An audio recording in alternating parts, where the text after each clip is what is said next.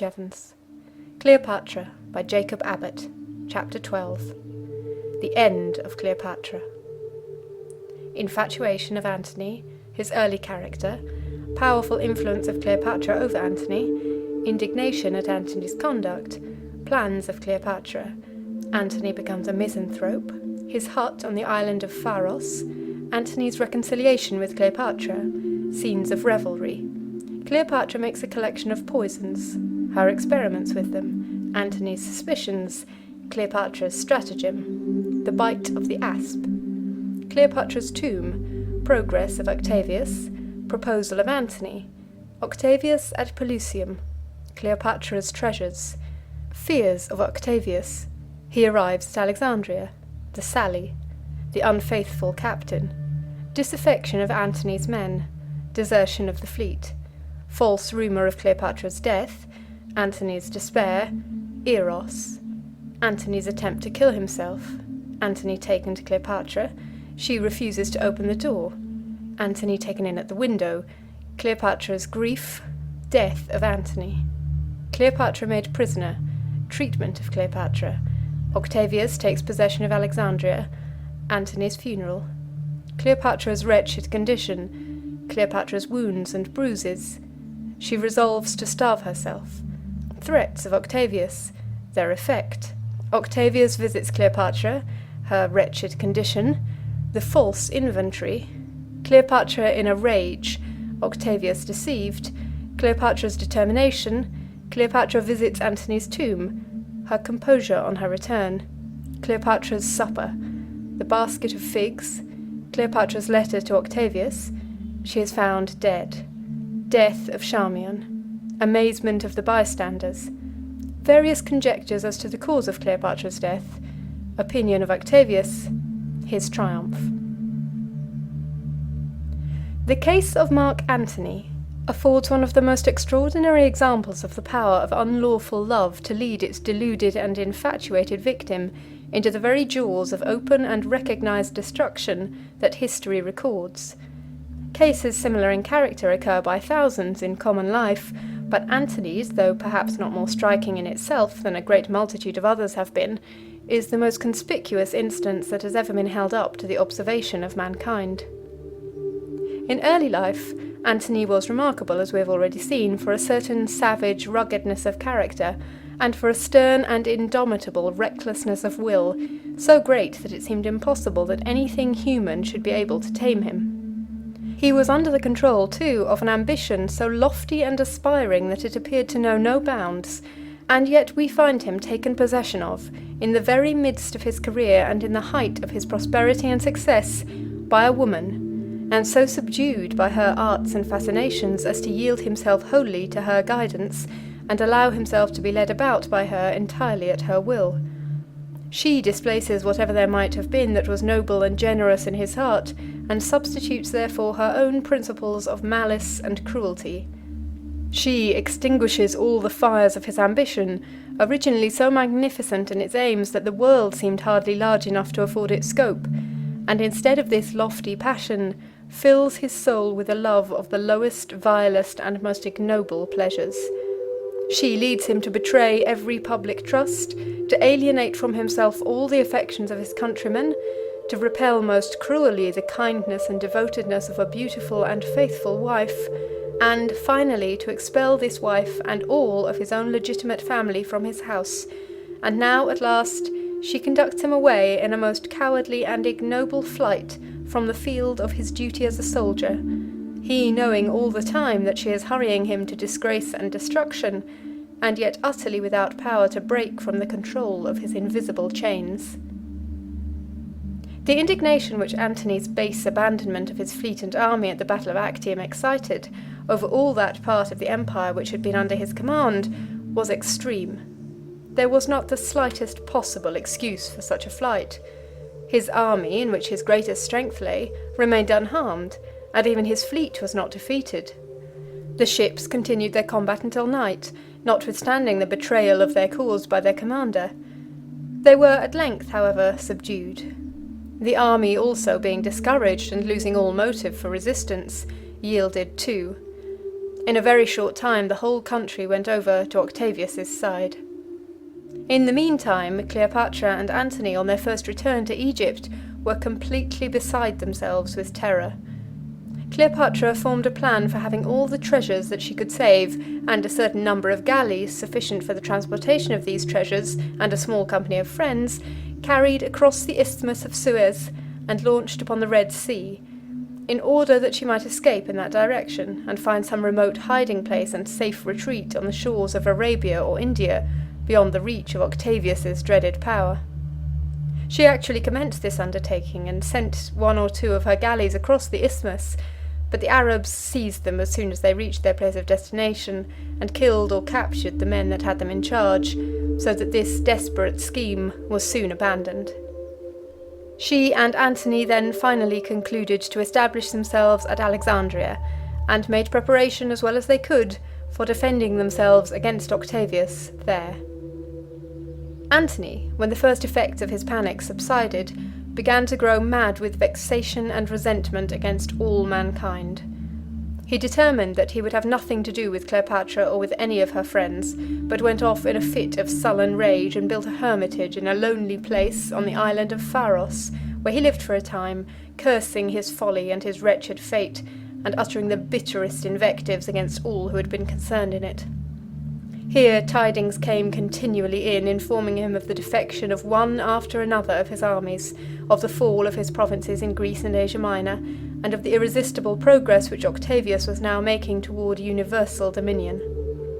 The tidings of these disasters coming incessantly upon him kept him in a continual fever of resentment and rage. At last he became tired of his misanthropic solitude. A sort of reconciliation ensued between himself and Cleopatra, and he went back again to the city. Here he joined himself once more to Cleopatra, and collecting together what remained of their joint resources, they plunged again into a life of dissipation and vice, with the main attempt to drown in mirth and wine the bitter regrets and the anxious forebodings which filled their souls. They joined with them a company of revellers as abandoned as themselves, and strove very hard to disguise and conceal their cares in their forced and unnatural gaiety. They could not, however, accomplish this purpose.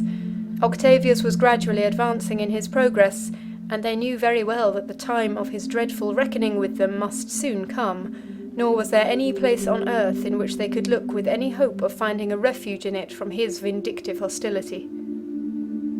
Cleopatra, warned by dreadful presentiments of what would probably at last be her fate, amused herself in studying the nature of poisons, not theoretically, but practically, making experiments with them on wretched prisoners and captives, whom she compelled to take them, in order that she and Antony might see the effects which they produced.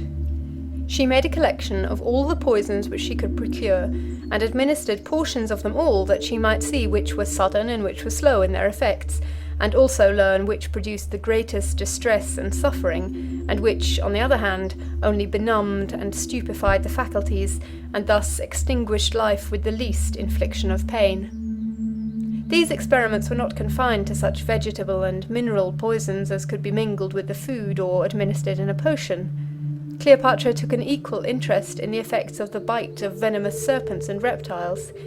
She procured specimens of all these animals, and tried them upon her prisoners, causing the men to be stung and bitten by them, and then watching the effects. These investigations were made not directly with a view to any practical use which she was to make of the knowledge thus acquired, but rather as an agreeable occupation, to divert her mind and to amuse Antony and her guests. The variety in the forms and expressions which the agony of her poisoned victims assumed, their writhings, their cries, their convulsions, and the distortions of their features when struggling with death, furnished exactly the kind and degree of excitement which she needed to occupy and amuse her mind. Illustration: Cleopatra testing the poisons upon the slaves. Antony was not entirely at ease, however, during the progress of these terrible experiments. His foolish and childless fondness for Cleopatra was mingled with jealousy, suspicion, and distrust, and he was so afraid that Cleopatra might secretly poison him that he would never take any food or wine without requiring that she should taste it before him. At length, one day, Cleopatra caused the petals of some flowers to be poisoned, and then had the flowers woven into the chaplet which Antony was to wear at supper. In the midst of the feast, she pulled off the leaves of the flowers from her own chaplet, and put them playfully into her wine, and then proposed that Antony should do the same with his chaplet, and that they should then drink the wine, tinctures as it would be, with the colour and the perfume of the flowers. Antony entered very readily into this proposal, and when he was about to drink the wine, she arrested his hand, and told him that it was poisoned. "You see now," said she, "how vain it is for you to watch against me. If it were possible for me to live without you, how easy it would be for me to devise ways and means to kill you." Then, to prove that her words were true, she ordered one of the servants to drink Antony's wine. He did so, and died before their sight in dreadful agony. The experiments which Cleopatra thus made on the nature and effects of poison were not, however, wholly without practical result. Cleopatra learned from them, it is said, that the bite of the asp was the easiest and least painful mode of death. The effect of the venom of that animal appeared to her to be the lulling of the sensorium into a lethargy or stupor, which soon ended in death without the intervention of pain. This knowledge she seems to have laid up in her mind for future use. The thoughts of Cleopatra appear in fact to have been much disposed at this time to flow in gloomy channels, for she occupied herself a great deal in building for herself a sepulchral monument in a certain sacred portion of the city. This monument had in fact been commenced many years ago, in accordance with the custom prevailing among Egyptian sovereigns of expending a portion of their revenues during their lifetime in building and decorating their own tombs. Cleopatra now turned her mind with new interest to her own mausoleum. She finished it, provided it with the strongest possible bolts and bars, and in a word seemed to be preparing it in all respects for occupation. In the meantime, Octavius, having made himself master of all the countries which had formerly been under Antony's sway, now advanced, meeting none to oppose him, from Asia Minor into Syria, and from Syria toward Egypt. Antony and Cleopatra made one attempt, while he was thus advancing toward Alexandria, to avert the storm which was impending over them, by sending an embassage to ask for some terms of peace. Antony proposed in this embassage to give up everything to his conqueror, on condition that he might be permitted to retire unmolested with Cleopatra to Athens, and allowed to spend the remainder of their days there in peace, and that the kingdom of Egypt might descend to their children. Octavius replied that he could not make any terms with Antony, though he was willing to consent to anything that was reasonable in behalf of Cleopatra. The messenger who came back from Octavius with this reply spent some time in private interviews with Cleopatra. This aroused Antony's jealousy and anger. He accordingly ordered the unfortunate messenger to be scourged and then sent back to Octavius, all lacerated with wounds, with orders to say to Octavius that if it displeased him to have one of his servants thus punished, he might revenge himself by scourging a servant of Antony's, who was then, as it happened, in Octavius's power. The news at length suddenly arrived at Alexandria that Octavius had appeared before Pelusium, and that the city had fallen into his hands. The next thing Antony and Cleopatra well knew would be that they should see him at the gates of Alexandria. Neither Antony nor Cleopatra had any means of resisting his progress, and there was no place to which they could fly. Nothing was to be done but to await, in consternation and terror, the sure and inevitable doom which was now so near. Cleopatra gathered together all her treasures and sent them to her tomb. These treasures consisted of great and valuable stores of gold, silver, precious stones, garments of the highest cost, and weapons and vessels of exquisite workmanship and great value, the hereditary possessions of the Egyptian kings. She also sent to the mausoleum an immense quantity of flax, tow, torches, and other combustibles. These she stored in the lower apartments of the monument, with the desperate determination of burning herself and her treasures together, rather than to fall into the hands of the Romans. In the meantime, the army of Octavius steadily continued its march across the desert from Pelusium to Alexandria.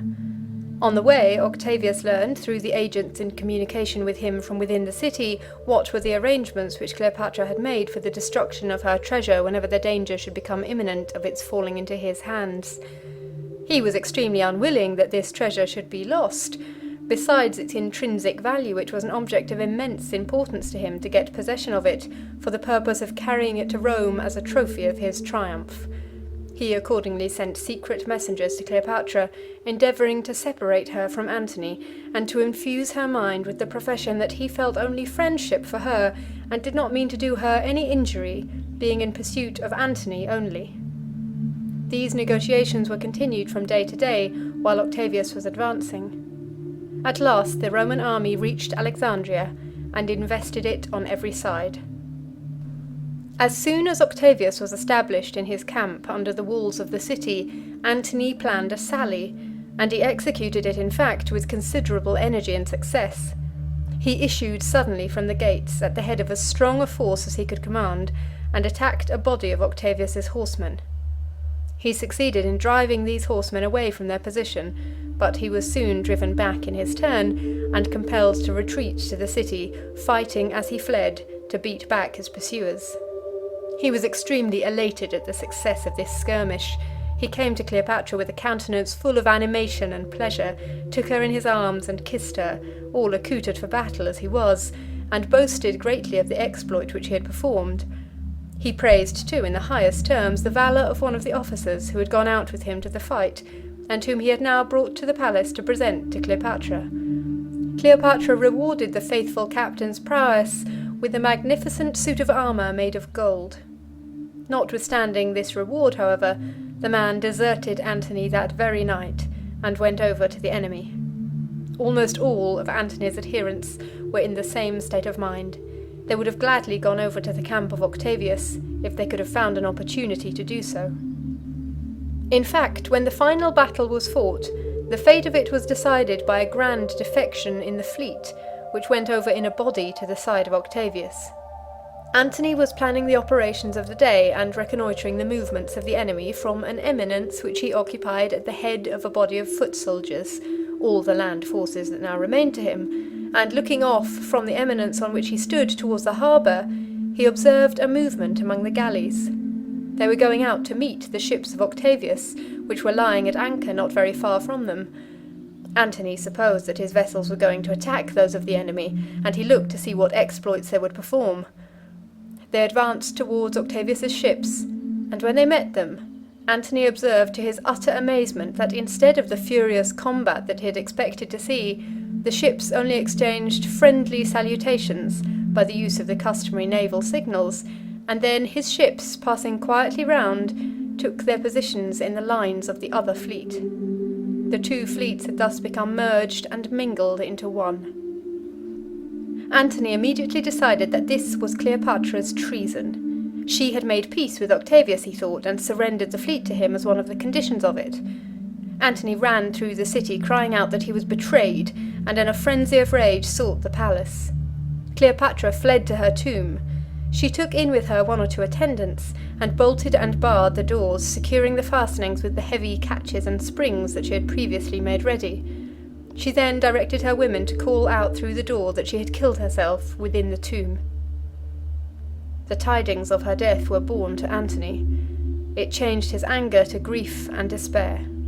His mind, in fact, was now wholly lost to all balance and control, and it passed from the dominion of one stormy passion to another with the most capricious facility.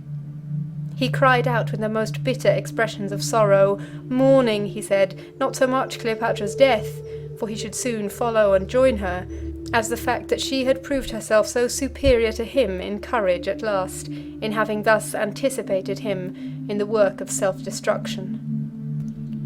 He was at this time in one of the chambers of the palace, whither he had fled in despair, and was standing by a fire, for the morning was cold. He had a favourite servant named Eros, whom he trusted greatly, and whom he had made to take an oath long before that whenever it should become necessary for him to die, Eros should kill him. This Eros he now called to him, and telling him that the time was come, ordered him to take the sword and strike the blow. Eros took the sword while Antony stood up before him. Eros turned his head aside as if wishing that his eyes should not see the deed which his hands were about to perform. Instead, however, of piercing his master with it, he plunged it into his own breast, fell down at Antony's feet, and died. Antony gazed a moment at the shocking spectacle, and then said, "I thank thee for this, noble Eros. Thou hast set me an example.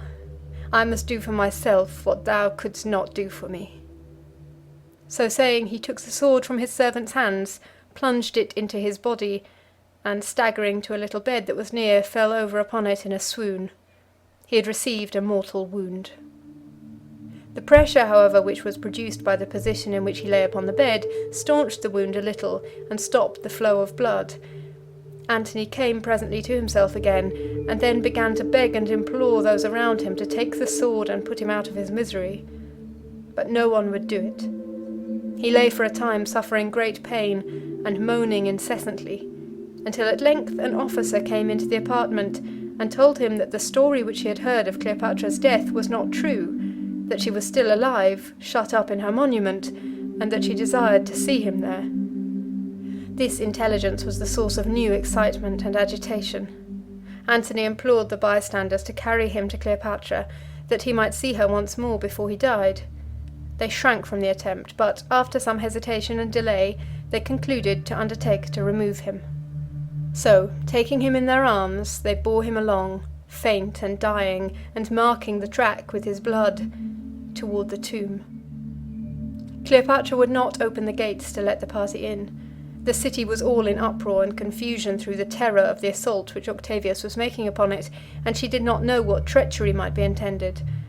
She therefore went up to a window above, and letting down ropes and chains, she directed those below to fasten the dying body to them, that she and the 2 women with her might draw it up.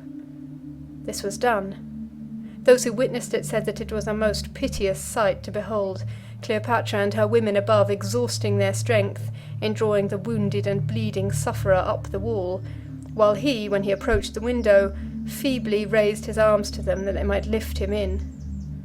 The women had hardly strength sufficient to draw the body up.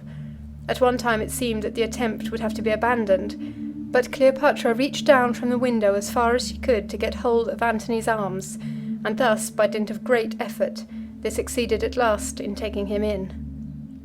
They bore him to a couch which was in the upper room from which the window opened, and laid him down, while Cleopatra wrung her hands and tore her hair, and uttered the most piercing lamentations and cries. She leaned over the dying Antony, crying out incessantly, with the most piteous exclamations of grief. She bathed his face, which was covered with blood, and vainly endeavoured to staunch his wound. Antony urged her to be calm, and not to mourn his fate. He asked for some wine. They brought it to him, and he drank it. He then entreated Cleopatra to save her life if she possibly could do so, and to make some terms or other with Octavius so as to continue to live.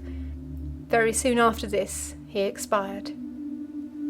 In the meantime Octavius had heard of the mortal wound which Antony had given himself, for one of the bystanders had seized the sword the moment that the deed was done, and had hastened to carry it to Octavius, and to announce to him the death of his enemy. Octavius immediately desired to get Cleopatra into his power. He sent a messenger therefore to the tomb, who attempted to open a parley there with her. Cleopatra talked with the messenger through the keyholes or crevices, but could not be induced to open the door. The messenger reported these facts to Octavius. Octavius then sent another man with the messenger, and while one was engaging the attention of Cleopatra and her women at the door below, the other obtained ladders, and succeeded in gaining admission into the window above. Cleopatra was warned of the success of this stratagem by the shrieks of her women, who saw the officer coming down the stairs. She looked around, and observing at a glance that she was betrayed, and that the officer was coming to seize her, she drew a little dagger from her robe, and was about to plunge it into her breast, when the officer grasped her arm just in time to prevent the blow. He took the dagger from her, and then examined her clothes to see that there were no other secret weapons concealed there. The capture of the queen being reported to Octavius, he appointed an officer to take her into close custody. This officer was charged to treat her with all possible courtesy, but to keep a close and constant watch over her, and particularly to guard against allowing her any possible means or opportunity for self-destruction. In the meantime, Octavius took formal possession of the city, marching in at the head of his troops with the most imposing pomp and parade. A chair of state, magnificently decorated, was set up for him on a high elevation in a public square, and here he sat, with circles of guards around him, while the people of the city, assembled before him in the dress of suppliants, and kneeling upon the pavement, begged his forgiveness and implored him to spare the city. These petitions the great conqueror graciously condescended to grant. Many of the princes and generals who had served under Antony came next to beg the body of their commander, that they might give it an honourable burial. These requests, however, Octavius would not accede to, saying that he could not take the body away from Cleopatra. He, however, gave Cleopatra leave to make such arrangements for the obsequies as she thought fit, and allowed her to appropriate such sums of money from her treasures for this purpose as she desired. Cleopatra accordingly made the necessary arrangements, and superintended the execution of them, not, however, with any degree of calmness and composure, but in a state, on the contrary, of extreme agitation and distress. In fact, she had been living now so long under the unlimited and unrestrained dominion of caprice and passion, that reason was pretty effectually dethroned, and all self-control was gone. She was now nearly 40 years of age, and though traces of her inexpressible beauty remained, her bloom was faded, and her countenance was wan with the effects of weeping, anxiety, and despair. She was, in a word, both in body and mind, only the wreck and ruin of what she once had been. When the burial ceremonies were performed, and she found that all was over, that Antony was forever gone, and she herself hopelessly and irremediably ruined, she gave herself up to a perfect frenzy of grief. She beat her breast and scratched and tore her flesh so dreadfully in the vain efforts which she made to kill herself in the paroxysms of her despair, that she was soon covered with contusions and wounds, which, becoming inflamed and swelled, made her a shocking spectacle to see, and threw her into a fever. She then conceived the idea of pretending to be more sick than she was, and so refusing food and starving herself to death. She attempted to execute this design. She rejected every medical remedy that was offered her, and would not eat, and lived thus some days without food. Octavius, to whom everything relating to his captive was minutely reported by her attendants, suspected her design. He was very unwilling that she should die, having set his heart on exhibiting her to the Roman people on his return to the capital in his triumphal procession. He accordingly sent her orders, requiring that she should submit to the treatment prescribed by the physician, and take her food, enforcing these his commands with a certain threat which he imagined might have some influence over her. And what threat does the reader imagine could possibly devise to reach a mind so sunk, so desperate, so wretched as hers? Everything seemed already lost but life, and life was only an insupportable burden. What interests, then, had she still remaining upon which a threat could take hold? Octavius, in looking for some avenue by which he could reach her, reflected that she was a mother. Caesarion, the son of Julius Caesar, and Alexander, Cleopatra, and Ptolemy, Antony's children, were still alive. Octavius imagined that in the secret recesses of her wrecked and ruined soul there might be some lingering principle of maternal affection remaining, which he could goad into life and action. He accordingly sent word to her that if she did not yield to the physician and take her food, he would kill every one of her children. The threat produced its effect. The crazed and frantic patient became calm. She received her food. She submitted to the physician. Under his treatment her wounds began to heal, the fever was allayed, and at length she appeared to be gradually recovering. When Octavius learned that Cleopatra had become composed, and seemed to be in some sense convalescent, he resolved to pay her a visit. As he entered the room where she was confined, which seems to have been still the upper chamber of her tomb, he found her lying on a low and miserable bed, in a most wretched condition, and exhibiting such a spectacle of disease and wretchedness that he was shocked at beholding her. She appeared, in fact, almost wholly bereft of reason. When Octavius came in, she suddenly leapt out of the bed, half naked as she was, and covered with bruises and wounds, and crawled miserably along to her conqueror's feet in the attitude of a suppliant. Her hair was torn from her head, her limbs were swollen and disfigured, and great bandages appeared here and there, indicating that there were still worse injuries than these concealed. From the midst of all this squalidness and misery, there still beamed from her sunken eyes a great portion of their former beauty, and her voice still possessed the same inexpressible charm that had characterized it so strongly in the days of her prime. Octavius made her go back to her bed again and lie down. Cleopatra then began to talk and excuse herself for what she had done, attributing all the blame of her conduct to Antony. Octavius, however, interrupted her and defended Antony from her criminations, saying to her that it was not his fault so much as hers. She then suddenly changed her tone, and acknowledging her sins, piteously implored mercy. She begged Octavius to pardon and spare her, as if now she were afraid of death and dreaded it, instead of desiring it as a boon. In a word, her mind, the victim and the prey alternately of the most dissimilar and inconsistent passions, was now overcome by fear. To propitiate Octavius, she brought out a list of all her private treasures, and delivered it to him as a complete inventory of all that she had. One of her treasurers, however, named Zeleucus, who was standing by, said to Octavius that that list was not complete. Cleopatra had, he alleged, reserved several things of great value which she had not put down upon it. This assertion, thus suddenly exposing her duplicity, threw Cleopatra into a violent rage. She sprang from her bed and assaulted her secretary in a most furious manner. Octavius and the others who were there interposed, and compelled Cleopatra to lie down again, which she did, uttering all the time the most grievous complaints at the wretched degradation to which she was reduced, to be insulted thus by her own servant at such a time. If she had reserved anything, she said, of her private treasures, it was only for presents to some of her faithful friends, to induce them the more zealously to intercede with Octavius in her behalf. Octavius replied by urging her to feel no concern on the subject whatever. He freely gave her, he said, all that she had reserved, and promised in other respects to treat her in the most honourable and courteous manner. Octavius was much pleased at the result of this interview. It was obvious, as it appeared to him, that Cleopatra had ceased to desire to die, that she now, on the contrary, wished to live, and that he should accordingly succeed in his desire of taking her with him to grace his triumph at Rome. He accordingly made his arrangements for departure, and Cleopatra was notified that in 3 days she was to set out, together with her children, to go into Syria. Octavius said Syria, as he did not wish to alarm Cleopatra by speaking of Rome. She, however, understood well where the journey, if once commenced, would necessarily end, and she was fully determined in her own mind that she would never go there. She asked to be allowed to pay one parting visit to Antony's tomb.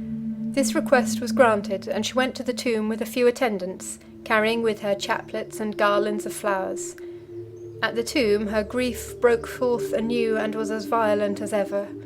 She bewailed her lover's death with loud cries and lamentations, uttered while she was placing the garlands upon the tomb, and offering the oblations and incense which were customary in those days as expressions of grief. "These," said she, as she made the offerings, "are the last tributes of affection that I can ever pay thee, my dearest, dearest lord. I cannot join thee, for I am a captive and a prisoner, and they will not let me die. They watch me every hour, and are going to bear me far away, to exhibit me to thine enemies, as a badge and trophy of their triumph over thee. O intercede, dearest Antony, with the gods where thou art now, since those that reign here on earth have utterly forsaken me. Implore them to save me from this fate, and let me die here in my native land, and be buried by thy side in this tomb." When Cleopatra returned to her apartment again after this melancholy ceremony, she seemed to be more composed than she had been before. She went to the bath, and then she attired herself handsomely for supper. She had ordered supper that night to be very sumptuously served. She was at liberty to make these arrangements, for the restrictions upon her movements which had been imposed at first were now removed, her appearance and demeanour having been for some time such as to lead Octavius to suppose that there was no longer any danger that she would attempt self-destruction. Her entertainment was arranged, therefore, according to her directions, in a manner corresponding with the customs of her court when she had been a queen. She had many attendants, and among them were 2 of her own women. These women were long tried and faithful servants and friends. While she was at supper, a man came to the door with a basket and wished to enter. The guards asked him what he had in his basket. He opened it to let them see, and lifting up some green leaves which were laid over the top, he showed the soldiers that the basket was filled with figs. He said that they were for Cleopatra's supper.